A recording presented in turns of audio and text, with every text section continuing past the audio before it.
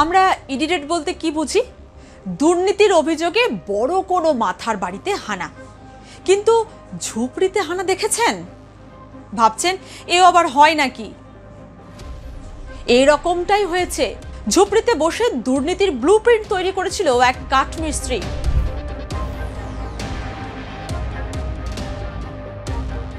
প্রতিবেশীরাও হতবাক। চালা ঘরের থেকে এত বড় দুর্নীতি?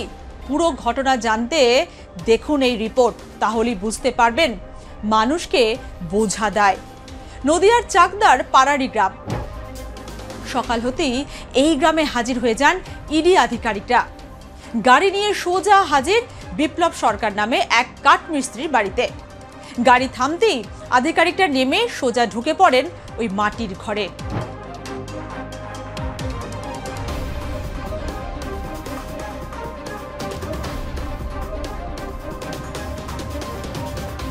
শুরু হয় মাটির ঘরে তল্লাশি। ততক্ষণে উৎসুক প্রতিবেশীরা ভিড় জমিয়েছেন। কি দুর্নীতি করেছে যে পাড়ার ছেলেটার বাড়িতে বড় অফিসাররা এসে হাজির? এই প্রশ্ন নিয়ে সবাই জেরবার।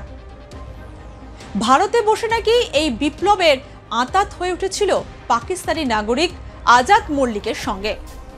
আজাদের সূত্র ধরেই উত্তর 24 পরগনা ও নদিয়ার গেদে সীমান্ত এলাকায় তল্লাশি চালিয়েছেন ইডি আধিকারিকরা। সেই সূত্র ধরেই নদিয়া থেকে ইন্দুভূষণ হালদার নামে এক অভিযুক্তকে গ্রেপ্তার করা হয়। আজাদ মল্লিকের ভারতীয় পাসপোর্ট রিনিউ করে দিয়েছিল এই ইন্দুভূষণই। এই ইন্দুভূষণের সঙ্গেই যোগাযোগ ছিল বিপ্লবের। সূত্রের খবর, ইন্দুভূষণের চাকদহের ক্যাফে থেকে প্রায় 350 ভুয়ো পাসপোর্টের আবেদন করা হয়েছিল। সেই সূত্র ধরেই বিপ্লব সরকারের বাড়িতে ইডি হানা দেয়।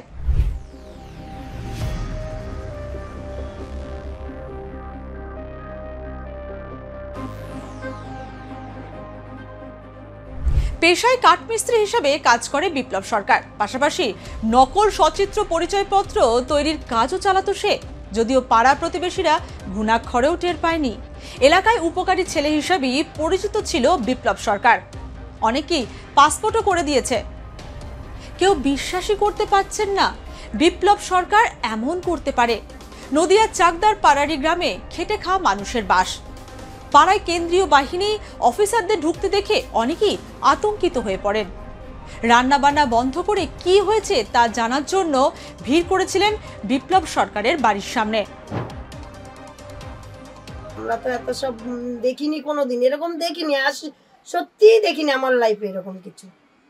আজকে না গ্রামে, আগে শহরে ছিলাম, তাও আমরা এরকম কোনোদিন দেখিনি। সকাল থেকে মানে দোকান খোলা ছিল আপনার?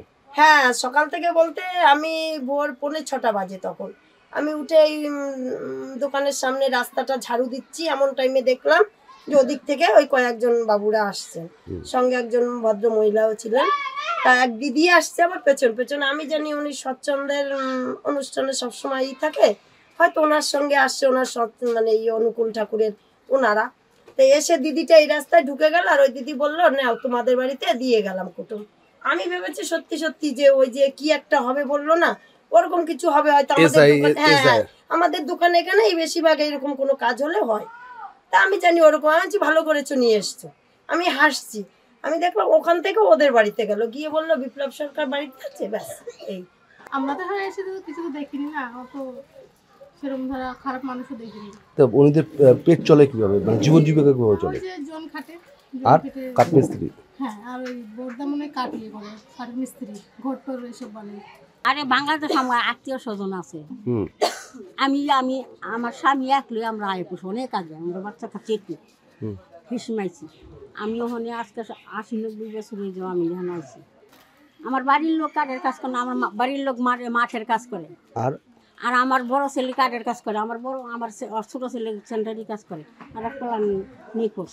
কত বছর আগে পাসপোর্ট করে দিয়েছিল? 2020-তে। সেই পাসপোর্ট নিয়ে আমরা বাংলাদেশে বা বিভিন্ন জায়গায় গেছিলেন? হ্যাঁ, পাসপোর্ট নিয়ে বাংলাদেশে গেছিলাম, আমার ওই যে দেওয়ারের বিয়ে। তা বাংলাদেশের সরকার পাসপোর্ট দেখেনি? হ্যাঁ, দেখেছে, সিম করছে। তারপরে ইন্ডিয়াতে তো ভিসা না লাগে তো যাওয়া যায় না, ভিসা লাগেনি, তারপরে দিয়েছে। তো পাসপোর্টের জন্য কত টাকা নিয়েছিল? সে কয় টাকা নিয়েছে এখন কি করে বলবো, কত এত দিনের কথা। তা আপনারা বাংলাদেশ থেকে কবে আসছিলেন? আমার এই মেয়ে ছেলে এইখানে জন্মগ্রহণ। কিন্তু আমার আত্মীয় স্বজন সব বাংলা। আমার স্বামীর আরো 4 কাকা ওনারও রয়েছে। তারপর আমার স্বামীর একটু জায়গা দিছিল, ওনার দিদিমা ফেসে একটু যাওয়া হয়েছিল, এর জন্য করেছিল। বিপ্লব সরকার ও তার 2 ভাইকে গ্রেপ্তার করেছে ইডি আধিকারিকরা। বিপ্লব সরকারের পাসপোর্ট, ট্রাভেল হিস্ট্রি এবং তার যাবতীয় ব্যাংক ট্রানজাকশন খতিয়ে দেখছেন তদন্তকারী অফিসাররা। পরিবারের সদস্যদের নথি, পাসপোর্ট খতিয়ে দেখছেন আধিকারিকরা। দেখা হচ্ছে তাদের ট্রাভেল হিস্ট্রিও, মোবাইলও বাজেয়াপ্ত করা হয়েছে। এখন দেখার তদন্তে কি উঠে আসে, পাড়ার ভালো ছেলেটা কতটা দোষী।